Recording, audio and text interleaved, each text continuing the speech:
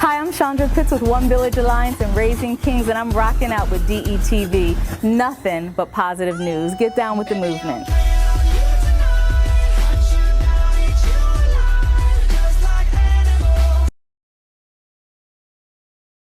Before Duffy's Hope, life was just a roller coaster. So many different things was going on. I would say I was definitely out of control, and I just thought I could do whatever, whenever I wanted, and nobody else could tell me what to do.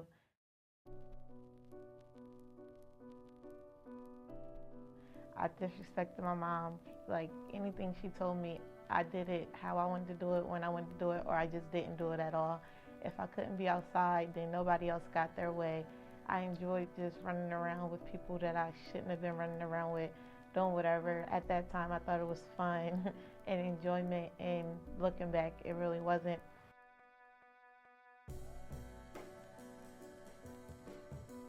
Well, I first met Diamond through a young lady by the name of Candace, who works for Child Development Community Policing, which worked with the Wilmington Police Department. She came to me telling me that this young lady needed some help. She felt like she did all she could to try to help Diamond.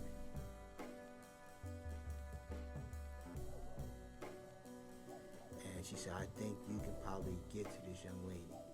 And I said, you sure? And she was like, yeah. So she introduced me to Diamond one day, and from that day that we met, Diamond just, she had this attitude where she was, the girl, and she didn't want no help, and she was just, very defiant, and, I think she was just more willing to be involved in the streets than really being involved in school. Just a lot going on in my neighborhood, people doing whatever they wanted, whenever they wanted, selling drugs, just any time of the day, whenever. I just thought I could be outside whenever, doing whatever with whoever I want, whenever I wanted. In the house, I just disrespected my mom. Like, if she told me to do something, I just didn't do it if I didn't feel like it. Or why do I gotta do it? Like, why do I gotta listen to you?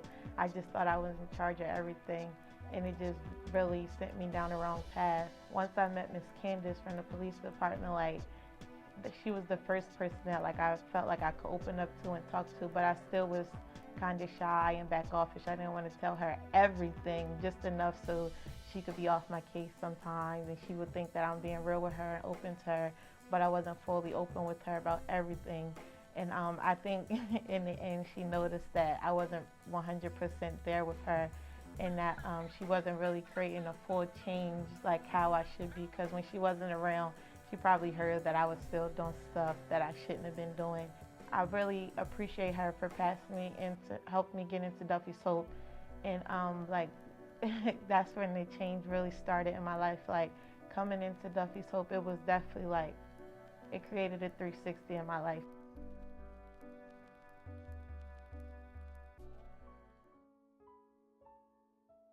Once Diamond took that full step of leaving her past in the past, she became a wonderful young lady.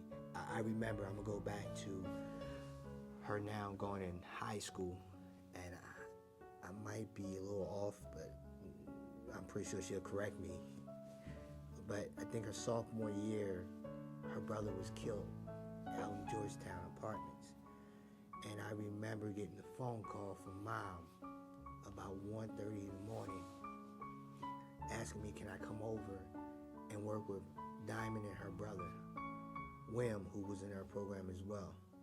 And I remember coming to the house, everybody's upset, I don't know if you ever been around folks at that time when a family member was murdered, and just trying to keep everybody calm. I remember taking her brother, who was angry because his brother was killed, and taking him to one of my friend's house who just lost his nephew. And I think the following, 2 years later, I remember Diamond giving me a call, telling me that she came down the steps, ready to go to school, and found her father dead on the floor.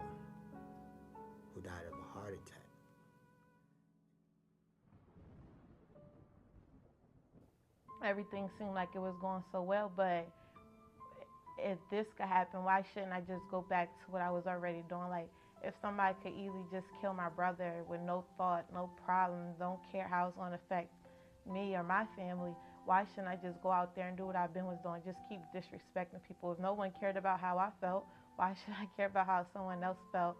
And it was just like a down part of my high school career. But it was funny because even though those thoughts were going through my head the whole time, the Duffy's Hope program was just there. Like, they never left my side. Like, the first people I called was them. The first people my mom knew to call was them. And it was just so real because you would have thought that was my dad or my brother or they were a part of my family because they were there when my family was there. And the support was just so real. Like, I could really tell, like, how genuine they were.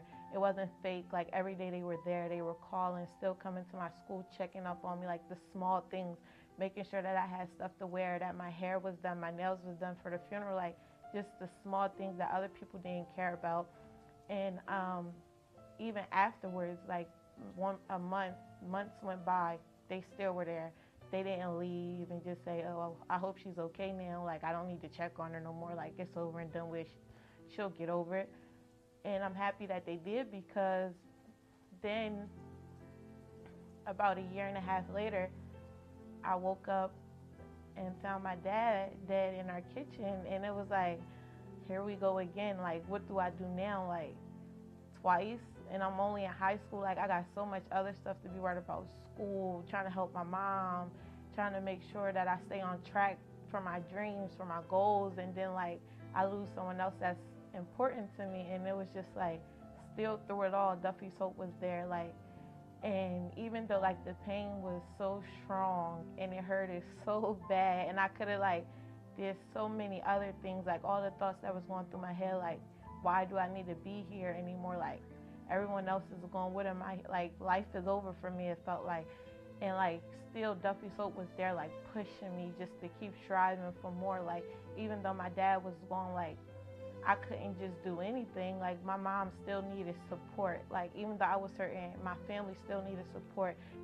She still seen that girl in me that needed to push, and I still needed to achieve my goals. And Duffy's Hope just kept pushing me and pushing me and pushing me. And, like, I couldn't stay down for long. Like, it was my 11th grade year. Senior year was coming up, and, like, I just had to keep striving for what I wanted to do. And it wasn't like I could just push the pain aside, but at the same time I could, because I had another father there the whole time. And even though, like, he yelled at me when I was wrong, like Mr. Duffy, he was always on my case. But in the end, like, at this time, it was like, I see why God placed him here. Like, I didn't know coming down the road that my dad was going to be gone, but Mr. Duffy, like, just stepped in right there. And, like, he couldn't be there 24/7, but I knew if I ever needed anything, like, I could call on him and he was going to be there.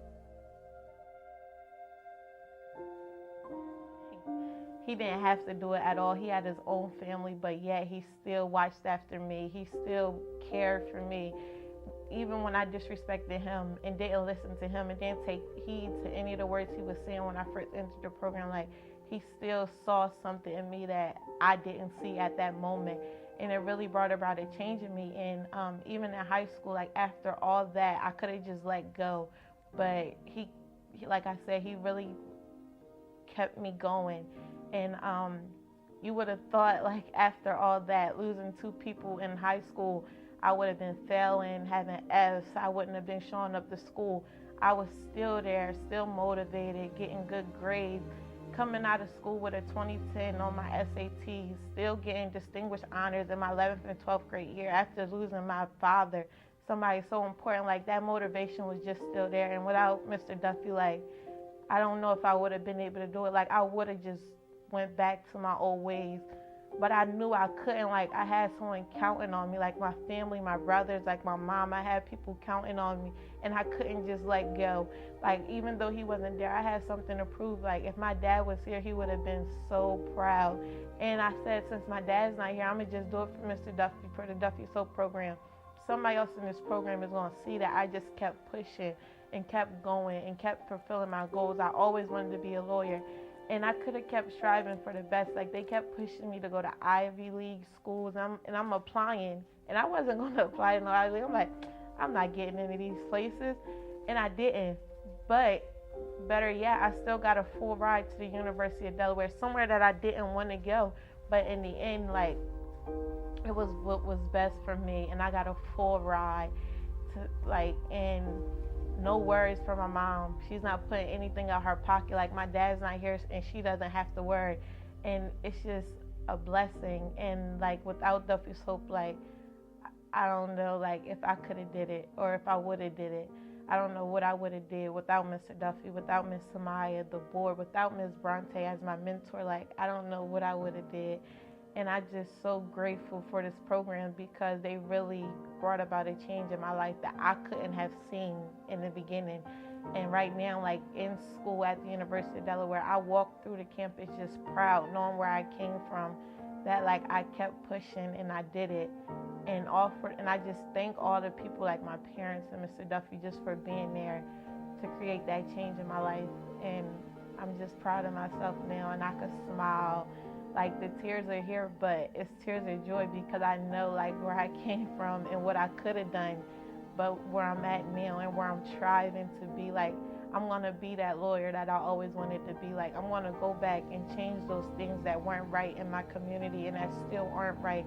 I'm going to bring about a change in my family for people who think that it's over. It's not over. Like, keep striving to be the best. And I just owe it all to Duffy Soul.